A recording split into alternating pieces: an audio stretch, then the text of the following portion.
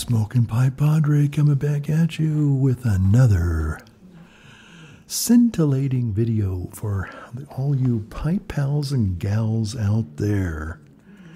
Oh yeah. I wonder if you're hearing that.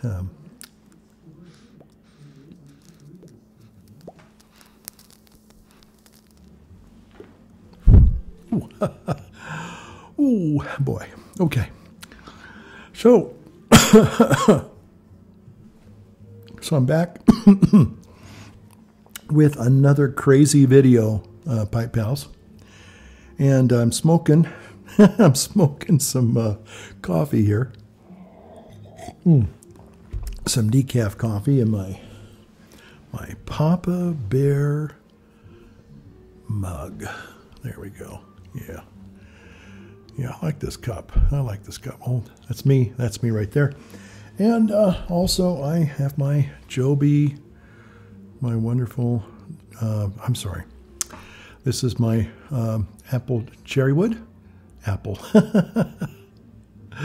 My Dunhill cherrywood. Maybe what I'm thinking is, maybe I should call it instead of a Dunhill cherrywood, I should call it a Dunhill applewood, because I'm an apple guy. Yeah.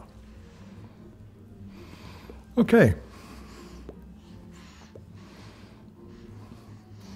So you can see from the background there, that's kind of washed out, I'm afraid, that camera angle there. But it is what it is. So what I'm doing tonight, I found an app on the old App Store called Detail, and basically it's a multicam switching program, so you don't have to be doing multicam in post. You get to do it on the fly, just like this. Okay, so we're giving it a test run, a little, see how it works. So now you can see over here from this angle, which is really kind of washed out. I'm afraid. I'm sorry, but I've got that AMRAM light. I didn't show you that last time. But that's what I'm using to now light the videos. Pipe pals, that's what I'm using to light the videos with. So I'm hoping that it's a little bit better quality. My lighting is now. Oh my goodness, it is 10 o'clock at night, and normally I'm down for the count. I'm usually down for the count. Lately, the last several months, and actually probably the last year, if I'm being honest, kind of down for the count. By about 6 o'clock, I'm pretty much toasted as far as just being tired, and just kind of like, my energy's kind of gone. So the last few weeks I've noticed, and I have to say it's probably, even though I haven't been doing it perfectly, it probably has to do with that carnivore diet. And they do talk a lot about, a lot of benefits from it, and one of them is energy, a lot of energy. That's good. I'm smoking some Majestic from Boswell's, and really enjoying that tonight. Again, in my Dunhill Applewood. I know it's a cherry wood, but I'm going to call it an Applewood. Yeah. So, anyway, I just thought I'd come on here. It's it's the first night of spring, 2024. And let me see, I might turn this down just a tad because I'm thinking that maybe it's just a little too overmodulated. Probably it is. Probably it was. Let's see here.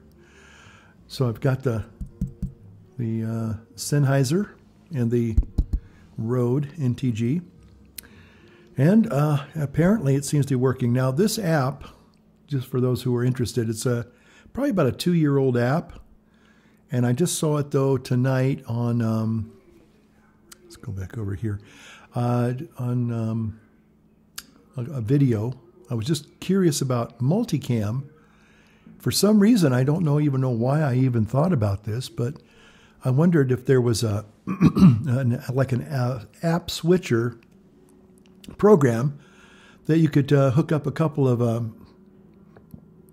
iOS devices together. I was looking to say, well, could you get an app for the iPad and it would do kind of the same thing? Well, this one here basically runs more from the iMac, and then the cameras from iOS devices attached to that over the Wi-Fi, and that's how you can get multicam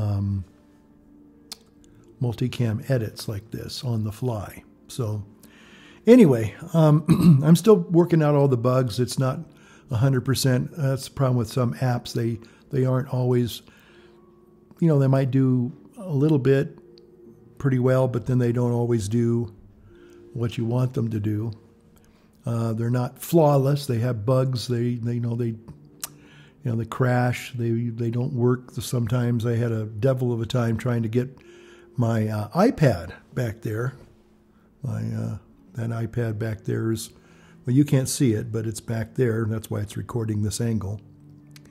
So that's what I've been using for this 3-camera edit. So there you go. Yeah.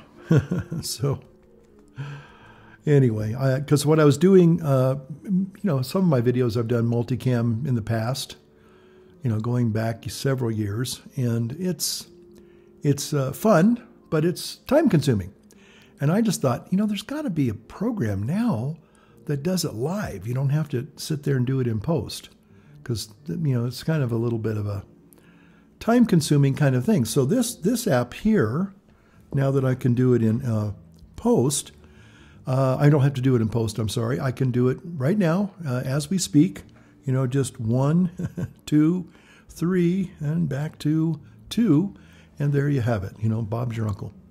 So anyway, so I was kind of playing around with this. This came up, and I thought, you know what? I'll give it a try. I'll just give it a try and see how it works. So I did an earlier test with 2 cameras earlier. It worked okay. And now I'm trying 3 cameras, and we'll see if it works at all. So there you go. Okay, yeah, it's, what is it, 10? Doggone it. It's a little bit, almost 10:30.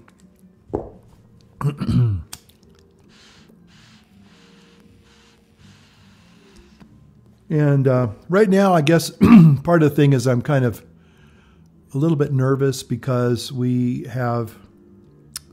we're going to try and put in a new floor in the church. But we're running into some problems. And plus, we got to juggle Holy Week and Easter and weddings. And, we make one step. We take 2 steps forward, and then we take a step back. It's like, oh, doggone it.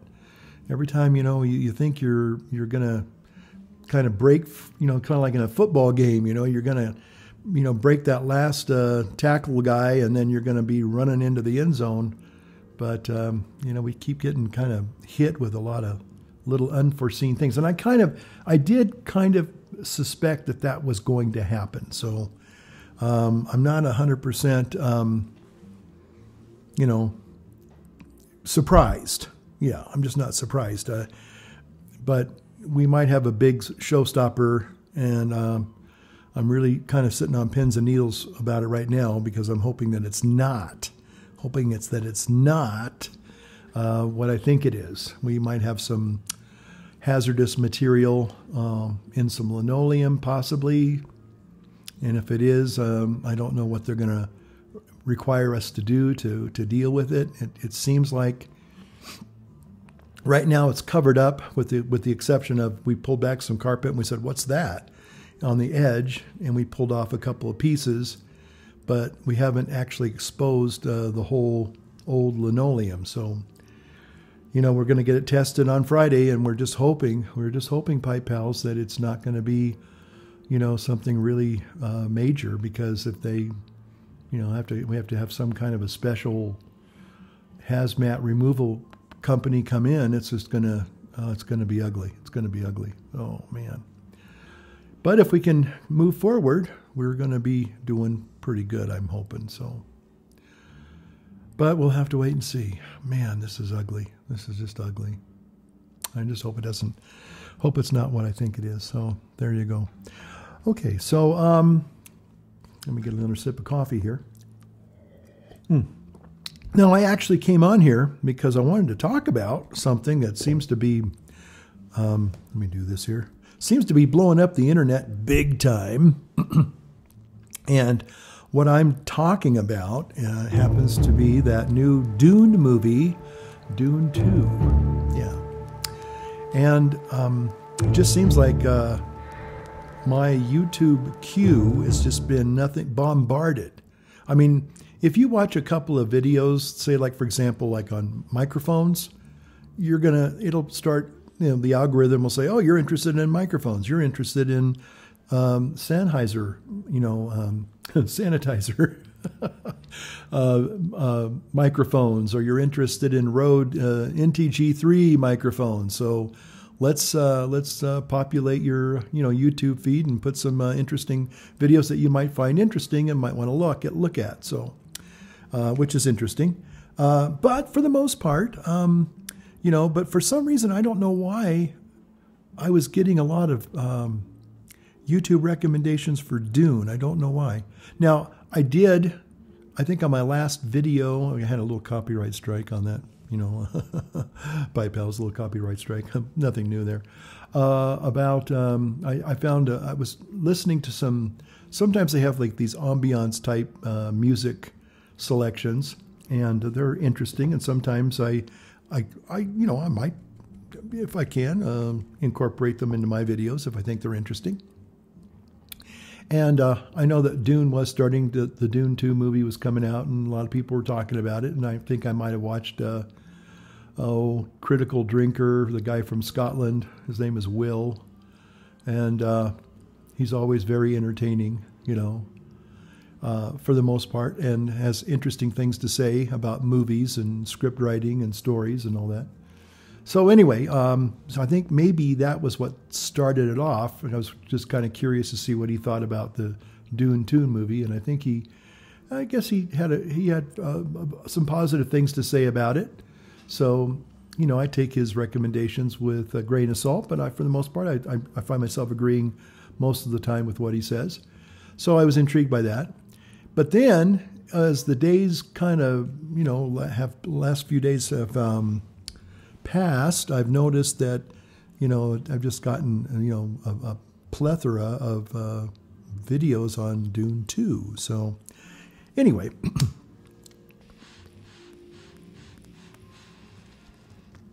so I,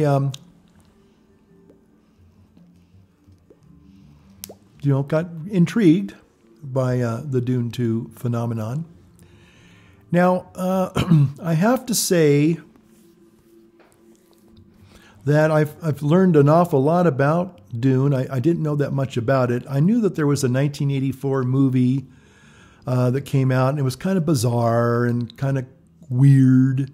So I was never really into that. I know my brother, I have two brothers, one passed away, but the other one's still with us, and he was always into the one brother was more into real history and scholarship, and this other brother's more into science fiction. And so my other brother, he really loved the Dune books. He really got into those. So when it came out as a movie, I knew that, he was probably going to go see that. I never had a real desire to see the Dune movies or the movie that came out. And I guess they even made a TV show also in the 90s, I guess. Anyway, so bottom line was I wasn't really, for some reason, and I can tell you, I'll tell you why I wasn't a big Dune fan, because I just sensed it. There's something that didn't appeal to me about the story, from what I understood about the story. And it wasn't Star Wars, although I guess was it George Walker or Herbert? Was it George Herbert? Is that the guy's name, George Herbert? And I guess his son's name is Brian Herbert. Anyway, George Herbert was not a big fan of Star Wars. And it was interesting because J.R.R. Tolkien was not a big fan of George Herbert.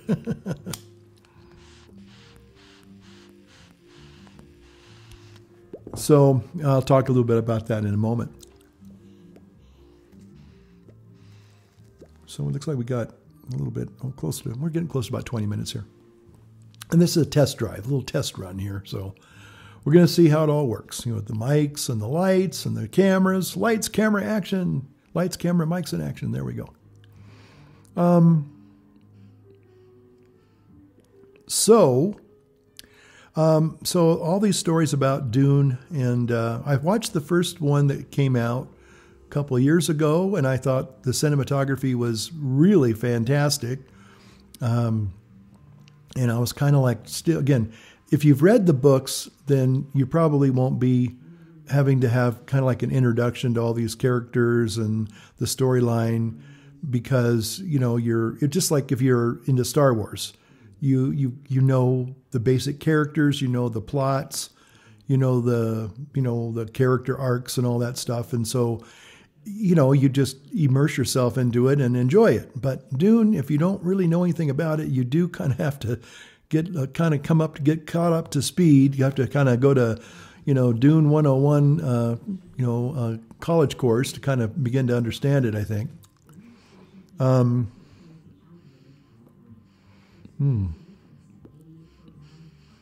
So anyway, so getting kind of acquainted with the world of Dune the last couple of years. Again, I saw the first movie, which was very, very spectacular.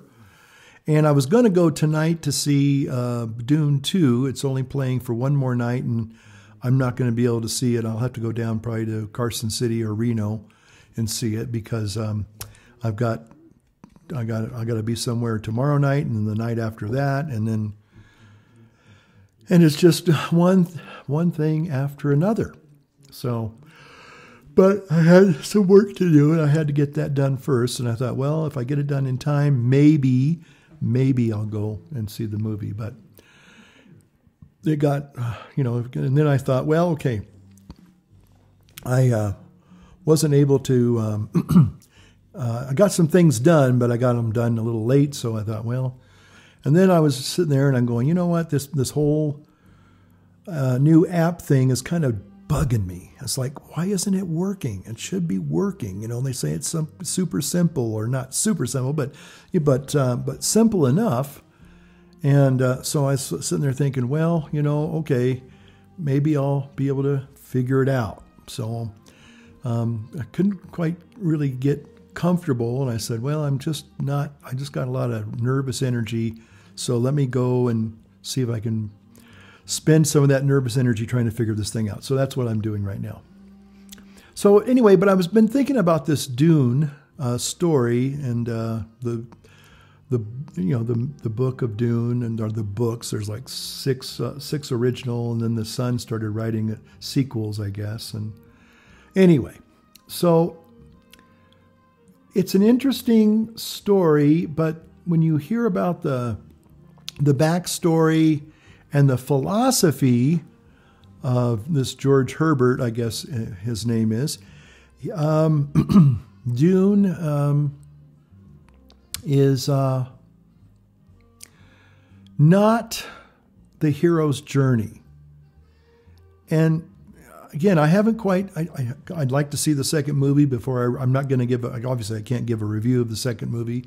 The first movie, like I said, I'm just now kind of figuring out the characters and the plot of the story. basically, Paul Atreides is the young protagonist, and his family is sent to Arrakis, or this planet that harvests spice, which is this chemical that helps the space navigators help people travel from within the galaxy. And it's an addictive drug to some extent. And then they also, the other kind of story arc is that they had some big war to outlaw computers or supercomputers, because the supercomputers had a big war with the humans, and the humans barely won. So they kind of outlawed, AI, quote unquote. Now, again, I think that's a little bit anachronistic. I don't think they used the term AI, but I guess they were talking about artificial intelligence to some extent in some form, back in the 60s. I guess he wrote these books in the 60s. So to say AI is a little bit anachronistic, I think. But again, I mean, yeah, it's the same concept to some extent. Again, we've always been, 2001: Space Odyssey is the classic of, man versus machine. Hello, Dave. This is Hal. I'm sorry, Dave. I can't hear you. That almost sounds a little bit like Hal right there. Yeah. Anyway, so so again, we've always had a natural distrust for computers, my pals.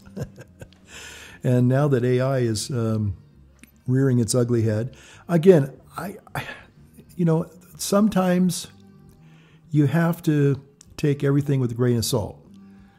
Again, can AI be certainly used for malevolent purposes, and could it do some really bad things? It's kind of done some bad things already, I think, because right now, though, it's not true AI. The AI is really it's still programmed by human beings. That's right. Human beings are still programming it. They're training these models.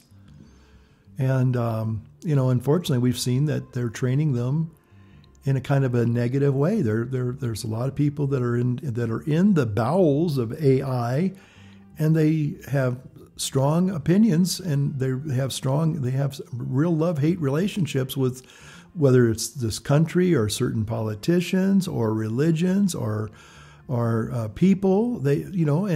So the biases are showing up. And that's not real artificial intelligence. That's biased programming. So anyway. But so looking at, going back to Dune, I guess, that one of the messages of Dune to some extent is that the Mentats or Menteiths, or they were these superhumans that they're not machines, I don't think, but they're highly intelligent.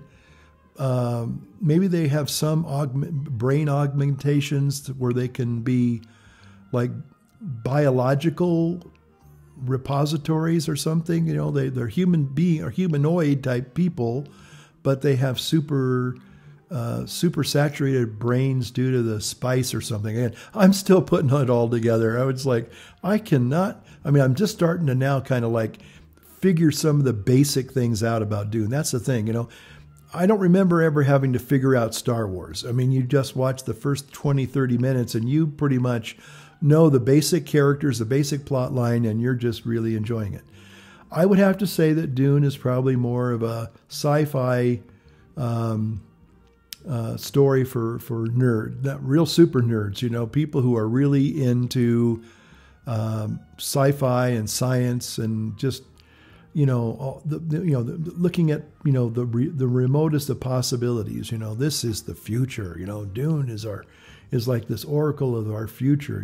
It's like, well, again, I think I talked a little bit about that in my last video, and that people kind of put a little bit too much stock in some of this stuff, and they kind of take it as science fact rather than science fiction. Now, that's not to say that a lot of science fiction has evolved or has manifested itself in science fact. Going to the moon.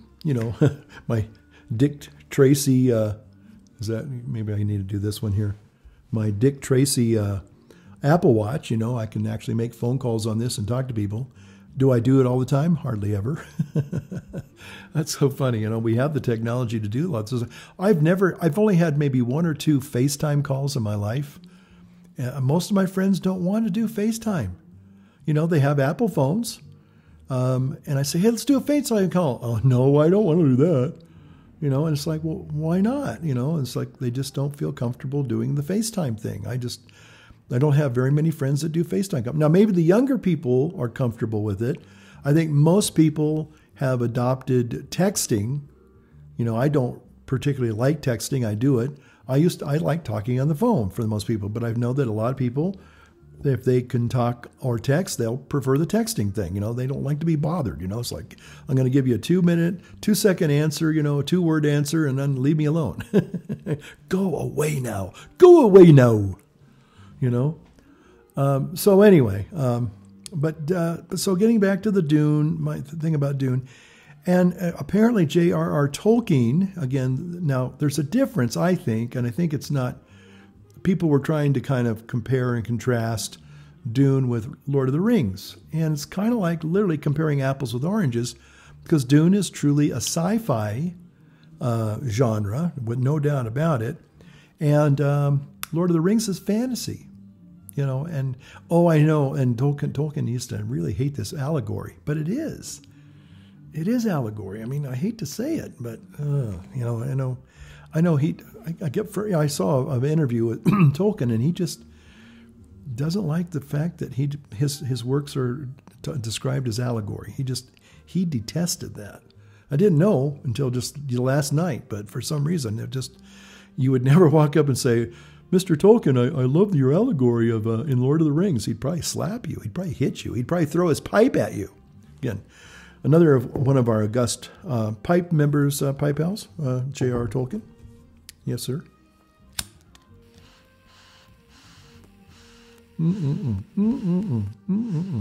Okay. So anyway, so Dune is a science fiction, clearly.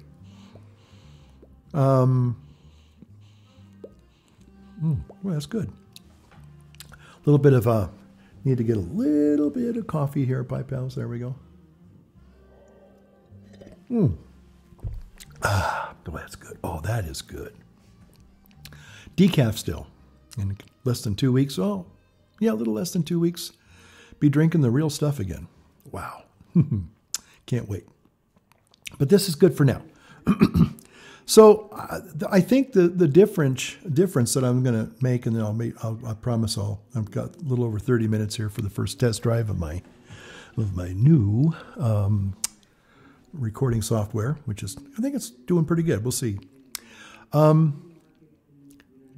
the difference between Dune and Lord of the Rings, and even Star Wars, apparently old George Herbert there just was one of these people who, he was the kind of guy, he was probably the guy that maybe coined the phrase question authority.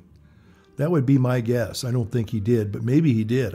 If somebody said he coined that phrase, I wouldn't be at all surprised.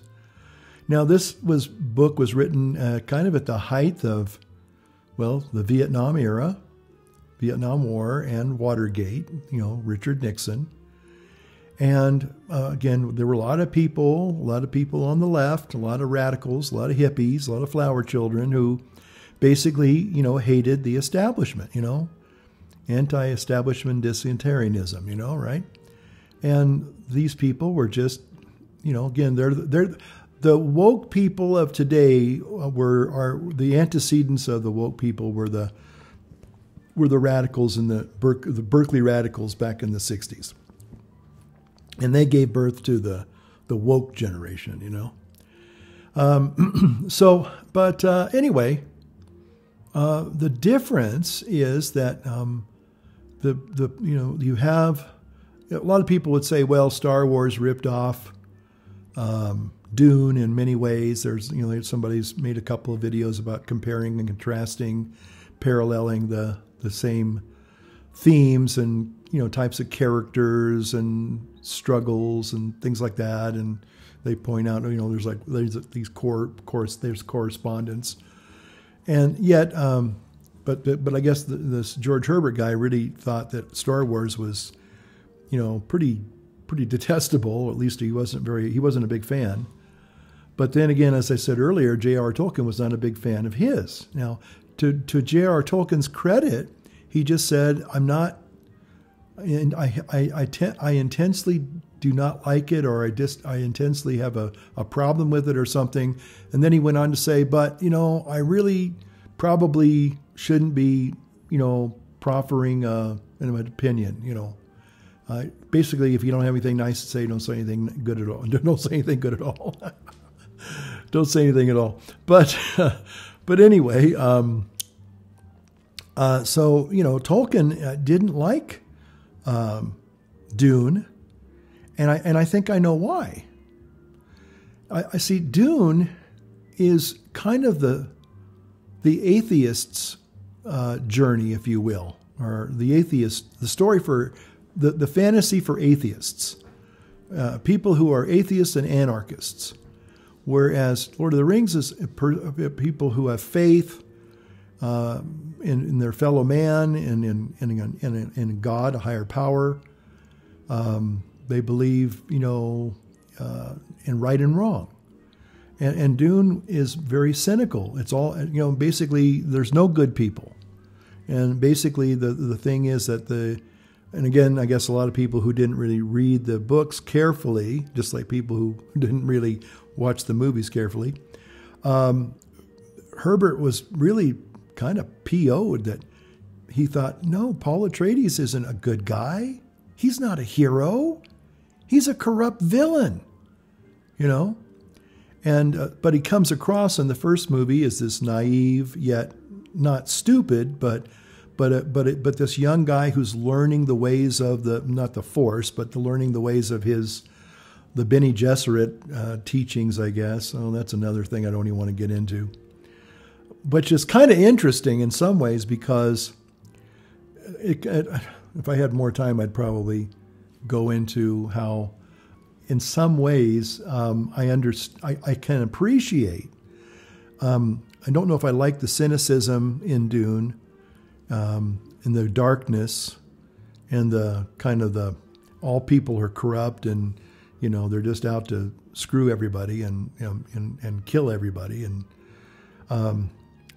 but again, I think he had a real distrust for basic humanity, and Herbert was somebody who was kind of paranoid, maybe. I don't know. He just was very cynical and skeptical, and he just didn't. Just felt that the story, I guess, basically is you can't trust people, and the old adage that power corrupts and absolute power corrupts absolutely. And so I saw an interview of him, and he was kind of, like I said, he was kind of a bit disappointed and kind of ticked, to say the least, that he said that people they don't get it. Paul Atreides is not a hero. He's not a good guy. He's corrupt. He's bad. He does these horrible things when he gets this power. Whereas, of course, like Luke Skywalker and Frodo Baggins, they reject the power, even though it's tempting and it can corrupt. There's no doubt that it can corrupt, but they don't succumb to the corruption. They overcome it, and they use virtue and grace and goodness to overcome evil and corruption. But in Victor Herbert's world, virtue is kind of non-existent. Everybody's suspect. Again, it just sounds like I remember when I was growing up. I was still a young kid at the time. And the Watergate things and the Vietnam thing, and it was all, you couldn't trust anybody. Everybody was a crook, It was interesting because, after I got when I grew up and I started, getting a job and working for a living and all this stuff, I kind of began to realize that, well, wait a minute, what was so bad about, I'm going to torque, hold on a second here. I know I'm going to torque some of you guys off about what I'm about to say, but, I'm going to say that, what was so bad, again, when you look at all the corruption that's been going on lately, like with the Bidens and some of the other corrupt leaders, the Clintons, Jeffrey Epstein's favorite guy, I guess, was Bill Clinton in the blue dress. That was an interesting picture. I wonder what that was all about. That was bizarre. But anyway, they're corrupt. Now, there's a difference between people that are weak and maybe not the greatest leaders or people that make bad decisions. Okay, that happens. People make bad decisions, but genuine corruption. And I don't know. Looking back on it, and this one guy was doing a video essay on Dune and started, ragging on Ronald Reagan and how corrupt Ronald Reagan was. And I'm going, well, I lived during those times and I don't remember Ronald Reagan being corrupt. Now, you might say Iran-Contra, but again, again, when you put it in the balance, might have been a bad decision on his part. But, some of the corruption that we see going on, like I said, in the Clintons and the Bidens and the Obamas, hey, that's all I'm saying is like, you put that out there, I can raise up and say, well, look at these guys, look what they've done, remember the big guy, all that stuff. So anyway, but again, the Herbert, saga of Dune, I don't know if it has any, does it give you, what is the message that you're left with? Don't trust authority. Authority is bad, and yes, it can be, without a doubt. I'm not saying that all authority is perfect and noble and honorable. I'm kind of having a struggle with that myself right now. It's like we've got people that are trying to tell you to do the wrong thing, even though they have the power. It's like, wait a minute, you have, power is not in the individual. It's in the institution. It's in the founding documents. That's where I think the real power resides. And if people are straying and clearly denying or dismantling the foundational documents, then those people need to be held accountable, and they are suspect. But if somebody's trying, and again, I think a good example, even in the Dune saga, was the father of Paul Atreides. I forgot his name. Again, I don't know all the characters, and I don't know all of the different different creatures.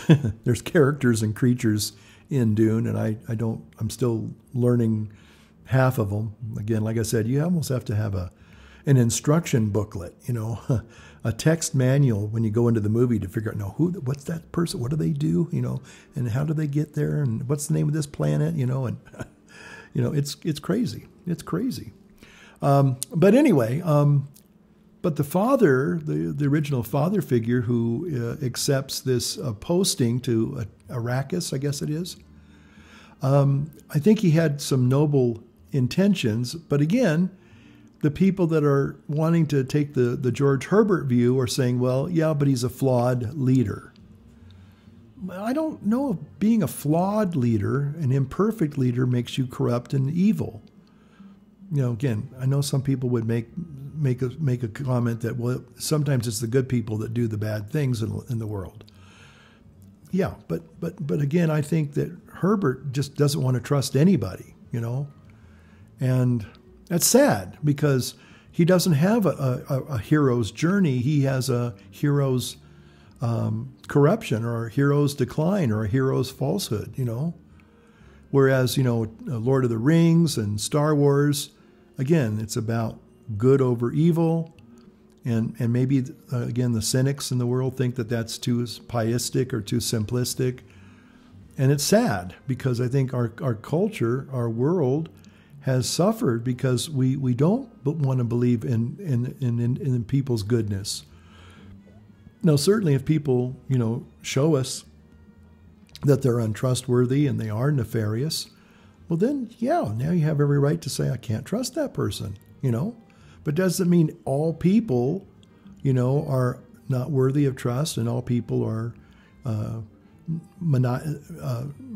nefarious individuals trying to rip other people off. Yeah, there are a lot of people in the world that are like that. And sad to say, I think we probably all have had our fair share of meeting people like that from time to time. But again, I think that, again, I guess the next movie they'll probably make is called Dune Messiah.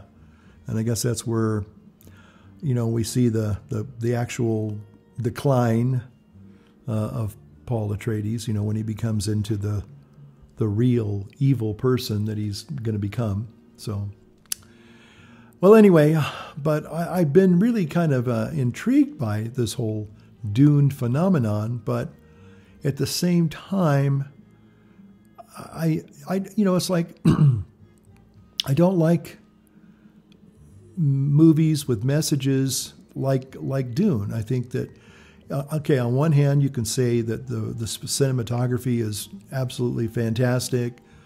The character acting is just really, really, very paramount. The storyline is pretty good.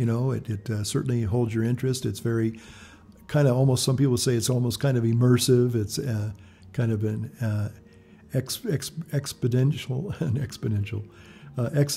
kind of a thing. You do experience some of these characters and stories in a very kind of an emotional way, a very immersive way. So, again, and that's great. Great storytelling is good. But the overall message is if it's one of despair and doom and gloom, I'm feeling that I don't know, I think we have so much dystopian ideas right now running around that are, kind of bumping into each other. They're kind of crazy, it's like, man, we don't need any more of that. We need to have some, I know I'm talking about being Pollyanna and, being, Mary Poppins and everything's going to work out in the end, but I think people do need a modicum of beauty and grace and hope in their lives, because if everything is just going to be like something from, Blade Runner world or, some kind of, again, dystopian future, then who would want to live there? I guess, now there are some people I know who probably would like to spend a vacation in some dystopian kind of a universe for a week or two, but they'd be ready to come back to the real world, sure enough, that's for sure. But anyway, I don't know. What do you think about Dune? Again, I'm not here to pan the movie. I mean, the first movie I thought was fantastic as far as a cinematography kind of a thing, and the special effects were done. I mean, they were very realistic. They weren't just a special effect thrown in there just to say, oh, look at the special effect. Isn't that cool? It really told a part of the story. So we'll just have to wait and see. I have to wait and see what Dune 2 has to deliver. And I'm sure it'll be really interesting. I talked to some people tonight, and they said they went and saw it last night and said, yeah, it was fantastic. So again, I'm looking forward to seeing it. So let me know if you've seen it, what your thoughts are, if you care to share your comments with me on this video. And until the next one, I'm going to say, light up your world and sayonara. Okay, Five Pals. Until next time, we'll take care now. Now, how do I turn this thing off?